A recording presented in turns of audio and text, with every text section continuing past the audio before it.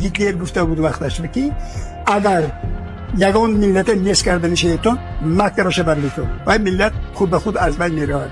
خودی همین احوال به ما افتاده میشه. در اصل 12 میلیون تاجیک در تریتوری ازبکستان زندگی میکنند. در ولایت بخارا 1 میلیون تاجیک. تحقیقات گزارندگی من عمیق میدانم این چیزا.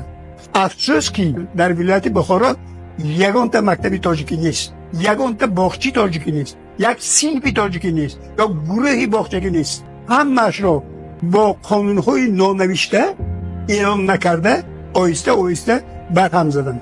سالهای 54 58 در ولایت تخمینا 60-70% مکتب‌های تاجیکی بود. در ولایت مکتب‌های ازبکی بودنش تصور نمی‌کردیم.